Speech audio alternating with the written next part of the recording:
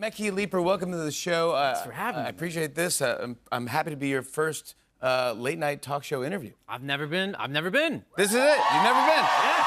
And now you can say you have. I've been. Yeah, but I heard there's some connection between me and your life. This is embarrassing. When I was a freshman in college, and it was right when you took over the show, I was like, we have to have in my dorm a standing Tonight Show watch party every night.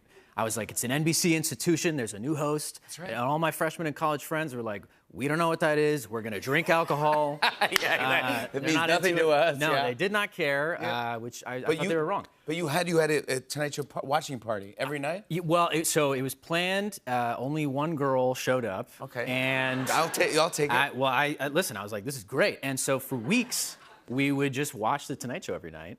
And I thought, man, this girl hangs out with me at midnight every night.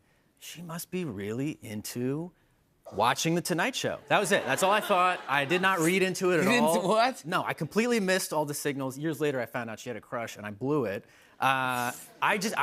We would sit in her apartment on my laptop watching the show. Yeah. And at 12:35, I'd slam it shut and be like, all right, see you later. Like, I had Dude, that sounds like something I would have done. no, truly. I was like, there had to be a room for a move here or something, but I was like, oh, The Roots, isn't this cool? Like, I didn't think about it at all. No. Yeah. And here you are. So there's a freshman out there watching you right now. So, Yeah. hey, she might have a crush on you. Yeah, think about it. Think about it a little. Think about it a little bit, It's been weeks. What are you doing? What are you doing? Yeah. You went to college in Philadelphia. Is that where you grew up as well? No, I grew up in real rural Pennsylvania, Okay. which is a fine place to grow up, but not a great place to be named Mekhi. It's not a perfect match for the area. They did not love Mekhi around the farm. I think it's like I would introduce myself to people and my name bounces off of their head. They Mekhi. they can't receive it. You know, I'm like, hi, I'm Mekhi. They're like, sorry, Michael, you just had a stroke.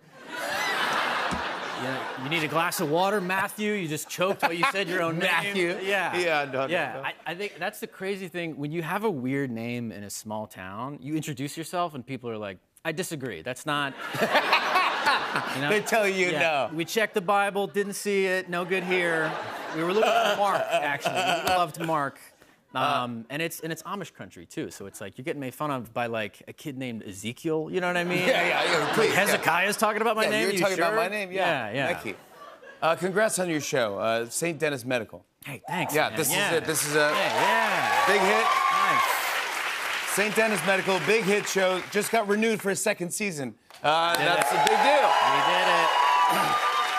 It's on NBC and Peacock. It's created by Eric Legend. He's one of the Love Eric. And Eric Legend wrote for Late Night on our show, and he's the best. We were texting today. He was like, "That's Jimmy giving me that job was what paved the way for everything else he ever did." He's the greatest. Please give him my best. And I'm so happy for him and psyched. I mean, it's a big hit. You play a nurse who was new to this hospital. Yeah. But you had kind of a sheltered upbringing. Yes. And there are some similarities to this character, to the jury duty character. Yes. Yeah. Are you being typecast? I do think I am. I do think.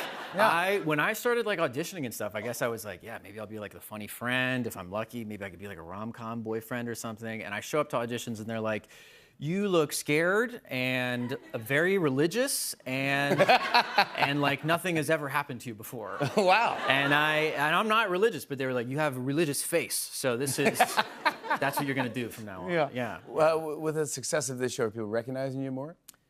No. No, I am not famous. It's not happening. No, but I do get recognized a lot. It's a medical show. I get recognized in hospitals. And it's weird to say I've been in the hospital sort of a few times since the show has started. Because of your ego, you want to get recognized? I'm injuring myself, and I'm like, take me in, guys. Yeah. Come on, I My need a people, compliment. hello, everyone. I guess.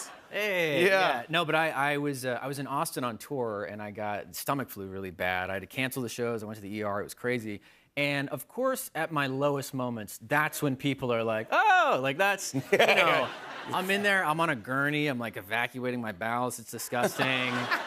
And then a bunch of nurses are like, hey, you're that guy. Whoa. Like, not now, no. Only one selfie. Let's go. Yeah, and it's worse when they don't know the show. I'm like drenched in sweat. I'm hanging off a bed. I'm like, yeah, it's Tuesdays at 8 on NBC. Next day on Peacock. Check it out. And, you know, it's rough. Do you look at hospitals different now after doing a comedy?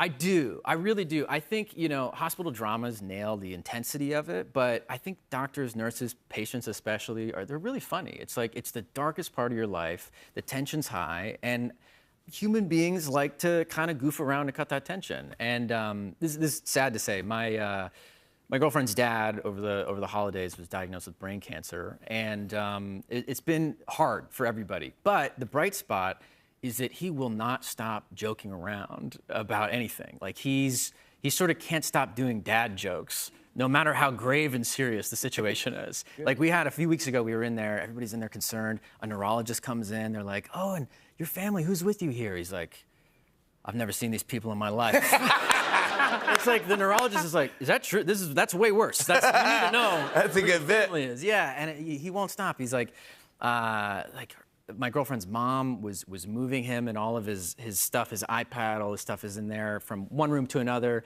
He's sedated, he's a little, so she's updating him. She's like, okay, his name's Del. She's like, Del, we're gonna unplug you now. He wakes up, he's like, what plug are you talking about exactly? What's happening? You know, but he's relentless, man. He gives me a hard time. You know, I walked in the first day, we didn't know if he'd be able to talk, what it was gonna be like. He opens his eyes, he's like, look who's in line for their inheritance. First thing he said, he's a public school teacher. I love it. I love it. Shout out to you. Love you, Del. Love you, Del. Love you, Del. Funny. I want to show everyone a clip. Here's Mecky Leeper in St. Denis Medical. Take a look. Well, Matt, I'm sorry. Did you check to make sure he's been given Cipro and not penicillin because he's allergic? So. Not sure, but I assume that I would have done that. Okay, well, I have to go. So did you or didn't you? I feel like I did. Okay, you know what? I'm just gonna go check real quick, okay? 2 minutes. Yeah. Of course, do your thing. Mm-hmm. Alex is a great boss, really patient with me. Well, you're probably not a screw-up like that new guy that she keeps saying is improving a lot. She really likes him. That's right. Mecky Leeper, everyone. St. Denis Medical airs Tuesdays at 8 p.m. on NBC and streams on Peacock. More Tonight Show after the break. Stick around, everybody. Hey, hey.